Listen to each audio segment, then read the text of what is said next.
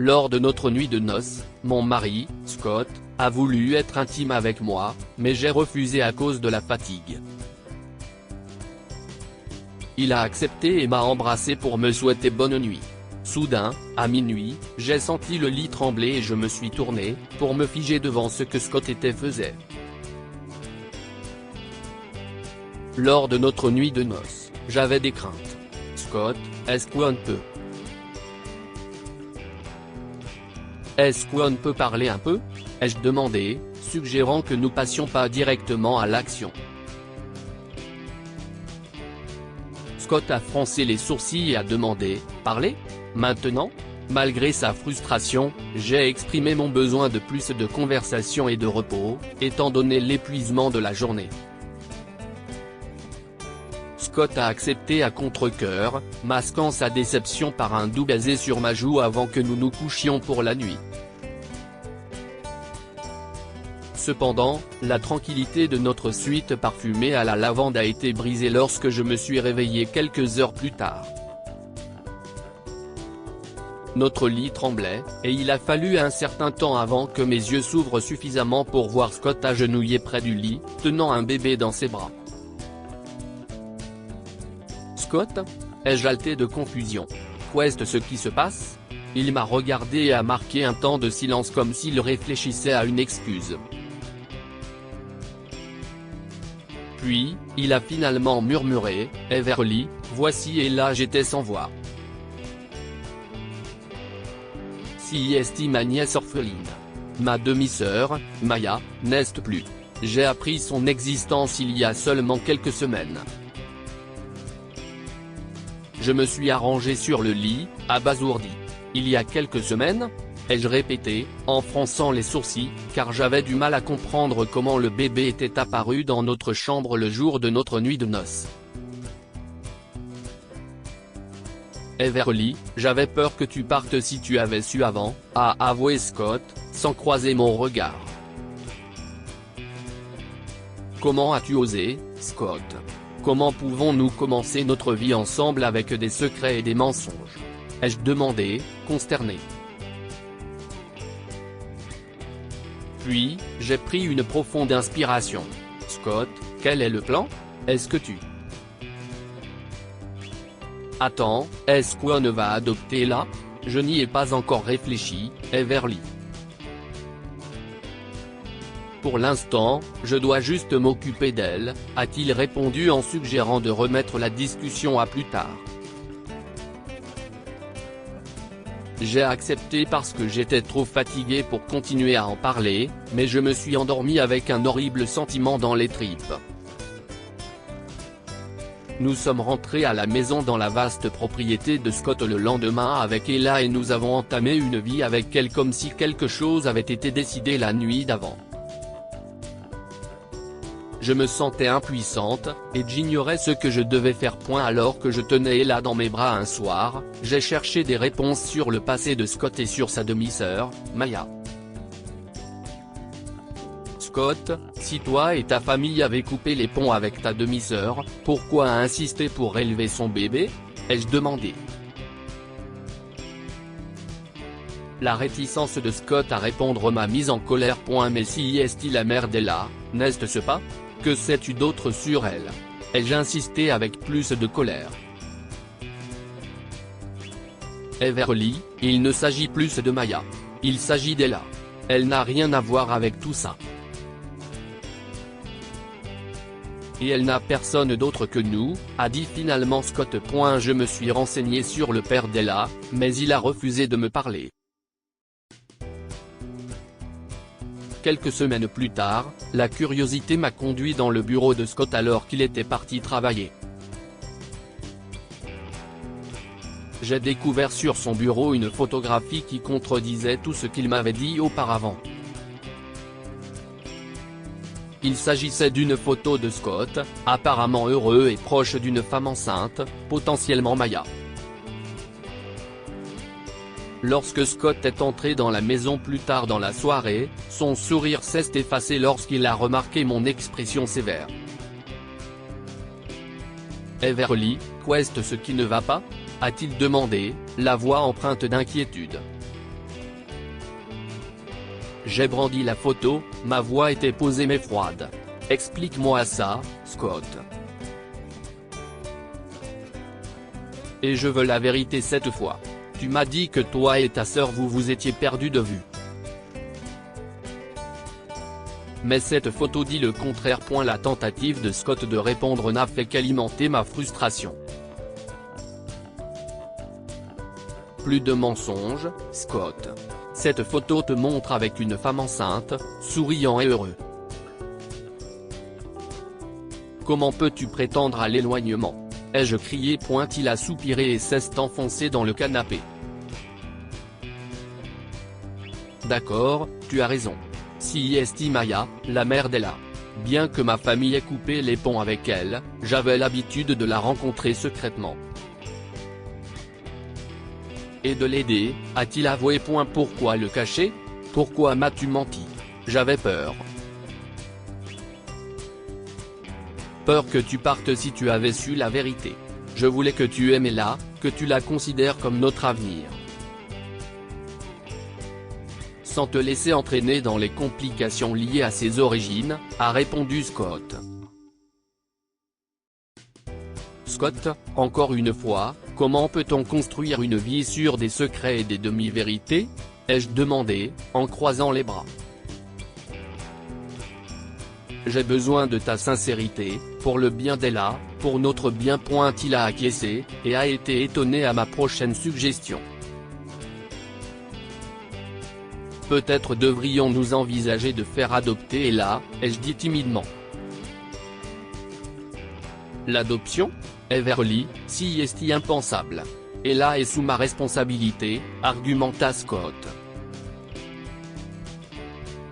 Peut-être que tu devrais lui trouver une famille d'accueil aimante. Quelqu'un pourrait être une meilleure mère que moi.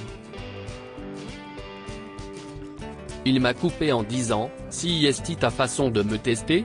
Tu crois que je t'aille épouser juste pour avoir une mère pour Ella ? Oui. Tu es ridicule. Ces mots m'ont fait l'effet d'une gifle, comme toutes ces histoires de maris qui éclairent leur femme au gaz. Mais je savais que quelque chose n'allait pas, même si le niais. Prise dans un tourbillon d'émotions et de questions sans réponse, j'ai quitté le manoir avec Ella, cherchant la solitude sur la plage près de chez nous pour réfléchir à l'avenir. Là, une femme mystérieuse s'est approchée. Elle s'est fendue d'une lèvre en me regardant, moi et le bébé, et m'a demandé, la fille de Scott ? Non, si est sa nièce. Qui êtes-vous ? Comment connaissez-vous Scott ? J'ai posé la question en entourant Ella de mes bras de façon plus protectrice. La femme a ri. D'un son cruel. Sa nièce ? Si est son portrait craché, a-t-elle dit en souriant avant que son humour ne disparaisse et que ses yeux se tournent vers les miens.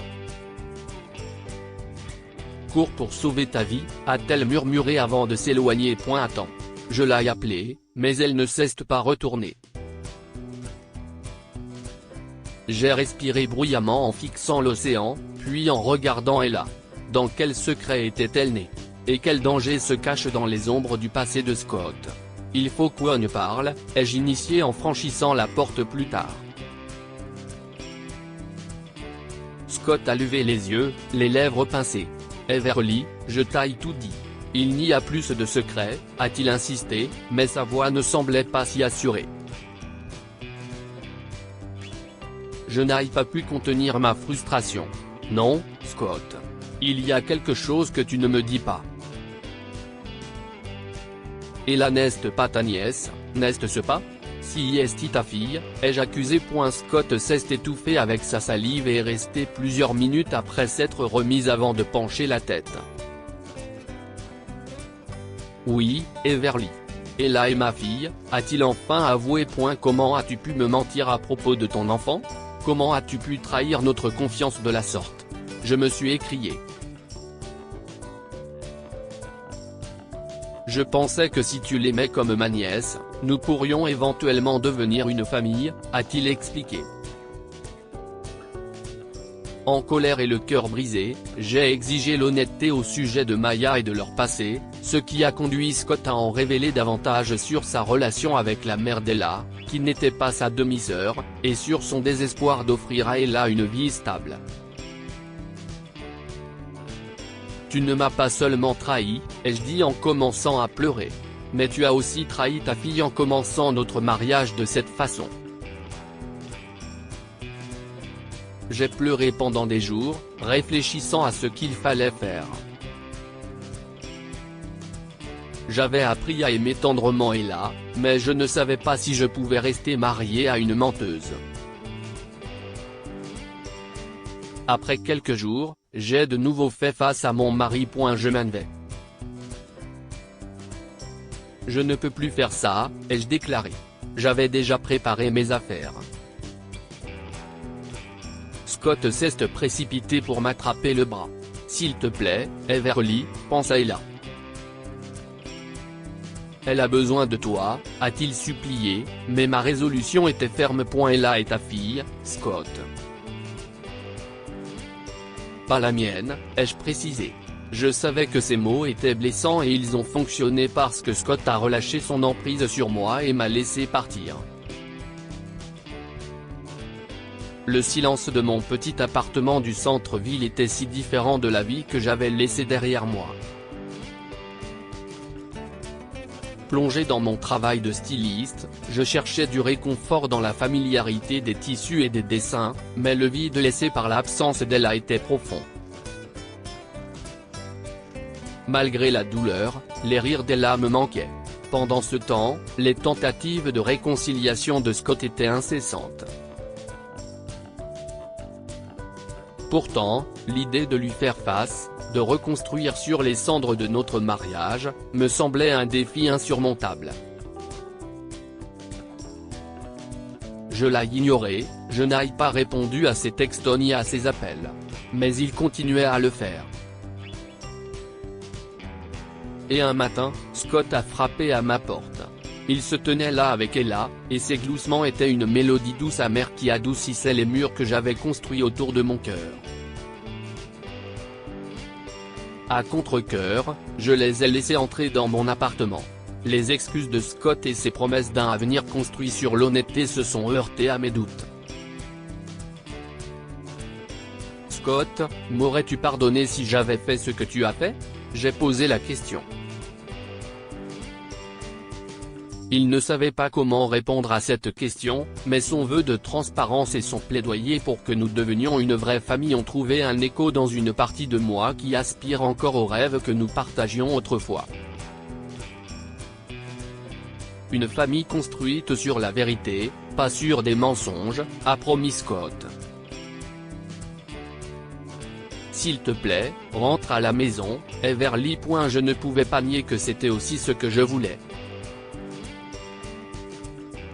J'ai attrapé Ella et l'ai serré fort contre ma poitrine, en faisant un signe de tête à Scott, qui est venu nous envelopper dans son étreinte.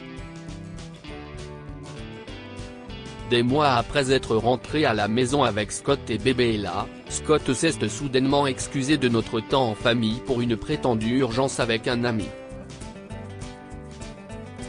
Son départ précipité le jour de son congé était inquiétant. Qu'y avait-il de si urgent qui ne pouvait pas attendre? La situation n'a fait qu'empirer lorsqu'une enveloppe énigmatique est apparue sur le pas de notre porte le lendemain.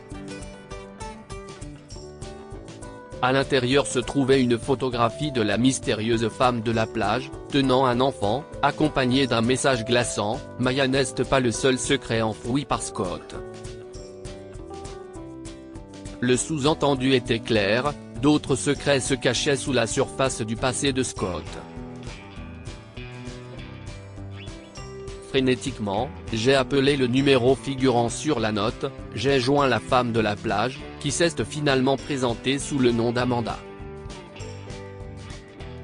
« Retrouve-moi au Brown Beans Café », m'a-t-elle demandé de toute urgence, en ajoutant: « Ne le dis pas à Scott ». Au café, Amanda, accompagnée de son bébé, a lâché une bombe: « Je suis l'ex-femme de Scott. Et voici notre bébé, René. Je n'ai même pas eu besoin d'y réfléchir à deux fois. Je savais qu'elle ne mentait pas. Mais je ne m'attendais pas à la douleur vive que j'ai ressentie alors que mon monde se brisait une fois de plus. L'ex-femme de Scott balbutiait, le cœur brisé. Les révélations d'Amanda s'assombrissaient au fur et à mesure qu'elle approfondissait l'implication passée de Scott dans une secte pratiquant des rituels bizarres, cherchant à augmenter le nombre de leurs membres masculins. Everly, tu dois comprendre le danger qui te guette. Scott n'est pas celui qu'il semble être. Il ne fait que se servir de toi, a-t-elle insisté. J'étais paralysé par le choc. Mais pourquoi? Comment as-tu découvert tout cela? J'ai demandé, la voix tremblante. Maya l'a découvert d'une façon ou d'une autre. Elle a essayé de le dénoncer, et si est-il là qu'elle a eu son accident, a-t-elle murmuré en me prenant la main. Tu dois faire attention. Ne le laisse pas savoir ce que tu as découvert. Joue le jeu jusqu'à ce qu'on ne trouve un plan d'évasion. Ce n'était trop. Je me suis levé, mais mon corps m'a trahi. J'ai vacillé et j'ai perdu connaissance. Alors que j'étais allongé sur mon lit d'hôpital des heures plus tard, le médecin m'a annoncé une autre nouvelle choquante, j'étais enceinte. Le grave avertissement d'Amanda a résonné dans mes oreilles alors que je rentrais chez moi, ébranlé par la révélation que j'étais enceinte et piégé dans une toile sinistre tissée par Scott. Il veut que tu aies un enfant mâle pour son culte, avait-elle dit. Ces mots ont résonné dans mon esprit, augmentant ma peur lorsque je suis entré dans ma maison. Heureusement, la maison était silencieuse, ce qui me donnait le temps de réfléchir et de me préparer. Lorsque Scott est finalement arrivé, j'étais prête, le cœur battant. Il faut qu'on parle, ai-je dit, croisant son regard avec une tristesse feinte. Je suis enceinte. La brève joie de Scott s'est transformée en colère lorsque je lui ai montré une fiole vide. Mais j'ai décidé d'interrompre la grossesse et j'ai pris ça à l'instant. Tu as fait quoi? Everly, si est impardonnable. Scott a hurlé, son visage rougissant et sa main se levant comme pour me frapper. Mais il s'est retourné, a attrapé un vase et s'est jeté sur moi. À ce moment-là, des policiers ont fait irruption, l'arrêtant pour agression et pour le meurtre de son ex-partenaire. Alors que Scott était menotté et emmené, Amanda est apparue, sa présence me rassurant. Un peu plus tard, alors que les policiers avaient terminé leur travail, je m'occupais du bébé et Amanda était assise près de moi. Ces paroles ont apporté un sentiment de paix et de validation à ce moment de confusion. Tu feras une mère merveilleuse, m'a-t-elle dit. J'ai souri et j'ai regardé au-delà de ma maison, la voiture de police. Dans la caméra. Coupé. C'était un plan parfait, a crié le réalisateur, et tout a changé. J'ai ri lorsque Scott, mon vrai mari et co-vedette, m'a prise dans ses bras, louant ma performance. Tu as fait un travail incroyable, Everly. Je suis tellement fier de toi. S'est-il exclamé, les yeux brillants de fierté. Le projet est né d'un incident réel survenu lors de notre nuit de noces, un malentendu humoristique impliquant la nièce de Scott, bébé Ella. Il avait suscité la créativité de Scott, aboutissant au scénario de notre court-métrage. Notre voyage, marqué par l'humour, le drame et l'amour, nous a rappelé que même dans les moments les plus chaotiques, il y a toujours une histoire à raconter, une leçon à apprendre et un sourire à partager. Dites-nous ce que vous pensez de cette histoire et partagez-la avec vos amis. Elle pourrait les inspirer et illuminer leur journée.